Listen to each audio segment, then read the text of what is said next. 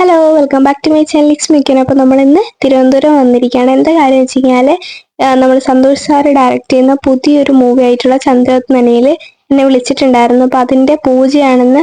അപ്പോൾ ഞാനും മാമനും അമ്മയൊക്കെ കൂടിയിട്ടാണ് വന്നിട്ടുണ്ടായിരുന്നത്. എനിക്ക് അവസാനം വരെ നല്ല ടെൻഷൻ ഉണ്ടായിരുന്നു. എന്താ കാര്യം വെച്ച് കഴിഞ്ഞാൽ വല്ല ഓഡീഷൻ ആയിരിക്കുമോ, എന്നെ എന്തെങ്കിലും ചെയ്യിപ്പിക്കുകയോ ചെയ്ത് അവർ നേരിട്ട് കാണണം പറഞ്ഞിട്ടുണ്ടായിരുന്നു. അതേപോലെ തന്നെ എന്തെങ്കിലും ചെയ്യിപ്പിക്കുമോ എന്നൊക്കെ വിചാരിച്ച് എനിക്ക് ടെൻഷനായിരുന്നു. കാരണം ഞാൻ വേറെ ഒന്നും പഠിച്ചിട്ടുണ്ടായിരുന്നില്ല. അപ്പൊ അങ്ങനെ പൂജയൊക്കെ കഴിഞ്ഞിട്ട് എന്നെ ആവണേനെ സ്റ്റേജിലേക്ക് വിളിച്ചിട്ടുണ്ടായിരുന്നു. വേറെ ഓഡീഷന് വന്ന കുട്ടികൾ വേറെ ഉണ്ടായിരുന്നു, പക്ഷെ ഞങ്ങൾ രണ്ടുപേരും മാത്രമായിരുന്നു നേരിട്ട് ഡയറക്ടർ സാറ് വിളിച്ചിട്ടുണ്ടായിരുന്നത്. അപ്പൊ ഞങ്ങൾ രണ്ടുപേരും കൂടിയിട്ടാണ് സ്റ്റേജിലൊക്കെ കയറിയിരുന്ന്. എനിക്ക് ചിരിയൊന്നും ശരിക്കും വരുന്നേ ഉണ്ടായിരുന്നില്ല. കാരണം എനിക്ക് നല്ല ടെൻഷൻ ഉണ്ടായിരുന്നു. ഞാൻ വേണം വെച്ച് ചിരിക്കായിരുന്നു. പക്ഷെ എനിക്ക് നല്ല എക്സൈറ്റ്മെന്റ് ഉണ്ട്. കാരണം ഞാൻ ആദ്യമായിട്ടാണ് ഇതുപോലെ സ്റ്റേജിലൊക്കെ ഇതുപോലെ വിളിച്ചിരുത്തി. അപ്പൊ അങ്ങനെയൊക്കെ ഇരിക്കുന്നത്, അതുകൊണ്ട് എനിക്ക് നല്ല ടെൻഷൻ ഉണ്ടായിരുന്നു. അതേപോലെ തന്നെ എനിക്ക് ഭയങ്കര എക്സൈറ്റ്മെന്റ് ഒക്കെ ഉണ്ടായിരുന്നു. അപ്പൊ തിരുവനന്തപുരത്തെ മ്യൂസിയത്തിലായിരുന്നു ഞങ്ങൾ പോയിട്ടുണ്ടായിരുന്നത് പൂജ ചെയ്യാൻ വേണ്ടിയിട്ട്. അപ്പൊ ഒരുപാട് പേര് സിനിമാ നടന്മാരും അതേപോലെ സീരിയലൊക്കെ അഭിനയിക്കുന്നവരൊക്കെ ഒരുപാട് പേര് വന്നിട്ടുണ്ടായിരുന്നു. ഇതെന്റെ സെക്കൻഡ് മൂവിയാണ്. First movie ഓർമ്മചിത്രമായിരുന്നു.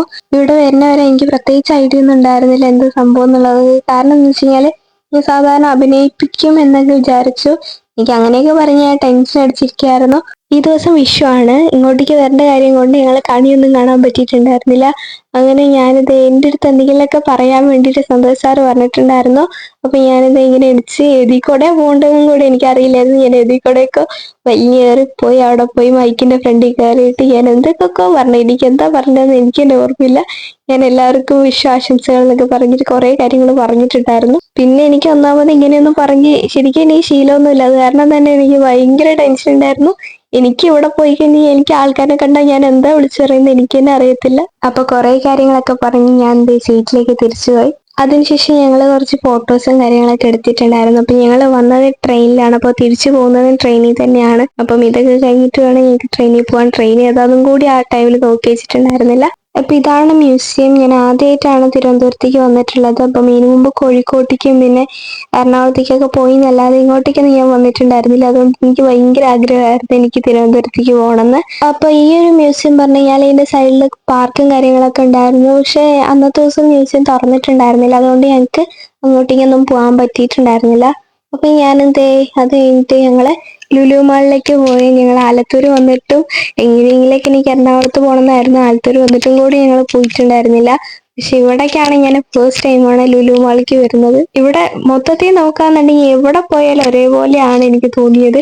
അന്നത്തെ ദിവസം എനിക്ക് വയറുവേദന ആയിരുന്നു. കാരണം അവിടെ പോയിട്ട് എനിക്ക് ഫുഡൊന്നും നേരം കഴിക്കാൻ പറ്റിയിട്ടുണ്ടായിരുന്നില്ല. അങ്ങനെ അവിടെ കുറച്ചു നേരം നിന്നു. ഒരുപാട് നേരം നിൽക്കാൻ പറ്റിയില്ല. കാരണം ഞങ്ങൾ ഇവിടെ എത്തിയിട്ടാണ് നോക്കിയത് എപ്പോഴാണ് ട്രെയിൻ എന്നുള്ളത്. 1 മണിക്കൂറിനുള്ളിൽ ട്രെയിൻ വരുന്ന കാണിച്ചിട്ടുണ്ടായിരുന്നു. അപ്പൊ തന്നെ ഞങ്ങള് കുറച്ചേരം നിന്ന് ഞങ്ങൾ പെട്ടെന്ന് ഇറങ്ങിയിട്ടുണ്ടായിരുന്നു.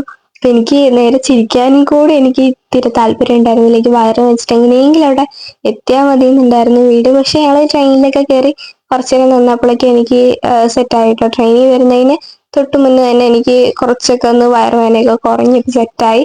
അങ്ങനെ ഞങ്ങൾ അവിടെ നിന്ന് ബ്രൗണിയൊക്കെ മേടിച്ച് കഴിച്ച് ഇവിടെ നമ്മൾ ട്രെയിനിൽ പൊക്കോണ്ടിരിക്കുകയാണ്. അപ്പോൾ ഒരു സാൻഡ്വിച്ച് മേടിച്ചിട്ടുണ്ടായിരുന്നു. സാൻഡ്വിച്ച് ശരിക്കും പറഞ്ഞു കഴിഞ്ഞാൽ പൊട്ട സാൻഡ്വിച്ച് ആയിരുന്നു. എനിക്കൊന്നും തീരെ ഇഷ്ടപ്പെട്ടില്ല. ആ സാൻഡ്വിച്ചിന്റെ പ്രശ്നമാണ് തോന്നുന്നു. പിറ്റേ ദിവസം എനിക്ക് നല്ല വയറുവേദന ഉണ്ടായിരുന്നു. ശരിക്കും പറഞ്ഞാൽ അമ്മ ഉണ്ടാക്കുന്ന കഞ്ഞിയും പയറും കഴിച്ചാൽ മാത്രമേ എനിക്ക് വയറ്റിന് സെറ്റ് ആവത്തുള്ളൂ. കാരണം എനിക്ക് പുറത്തുനിന്ന് എന്ത് കഴിച്ചാലും വീട്ടിലുണ്ടാക്കിയ ചിക്കൻ കഴിച്ചാൽ പോലും എനിക്ക് ഭയങ്കര പ്രശ്നം വരികയാണ്. ഒന്നില്ലെങ്കിൽ ഛർദ്ദിക്കും, അങ്ങനെയുള്ള കാര്യങ്ങളൊക്കെയാണുള്ളത്. അപ്പൊ ഞാൻ ഈ ട്രെയിനിൽ കയറുന്നതിന് തൊട്ട് മുന്നേ വരെ എപ്പോഴും വിചാരിക്കാറുള്ള കാര്യമാണ് ഇന്ന് ഉറങ്ങണ്ട, രാത്രിയിലെ ലൈറ്റ്സ് ഒക്കെ കണ്ടുപോവാ എന്നൊക്കെ വിചാരിക്കും. പക്ഷെ എന്റെ ഉറക്കം എന്നെ സമ്മതിക്കില്ല. കാരണം എനിക്ക് എവിടെ കിട്ടിയാലും ഞാൻ എവിടെ കിടന്നുറങ്ങാൻ പറ്റും അവിടെ കിടന്നുറങ്ങുന്ന ടൈപ്പാണ് ഞാൻ. ഒരു ദിവസം ഫുള്ള് ഫ്രീ ആണെങ്കിൽ ഞാൻ ഒരു ദിവസം ഫുള്ള് ഫുഡ് കഴിക്കാണ്ട് പോലും ഞാൻ കിടന്നുറങ്ങും. അപ്പൊ ഞങ്ങൾ തൃശ്ശൂരാണ് വന്നിട്ടുള്ളത്. അപ്പൊ ഞങ്ങൾക്ക് പാലക്കാട്ടേക്കും തൃശ്ശൂർക്കും ഒരേ ദൂരമാണ്. അതുകൊണ്ട് ഞങ്ങൾക്ക് എവിടേക്ക് വേണമെങ്കിൽ പോകാൻ പറ്റും. അപ്പൊ വീഡിയോ ഇഷ്ടപ്പെട്ടാൽ ലൈക്ക്, ഷെയർ, സബ്സ്ക്രൈബ് ചെയ്യുക. ബൈ.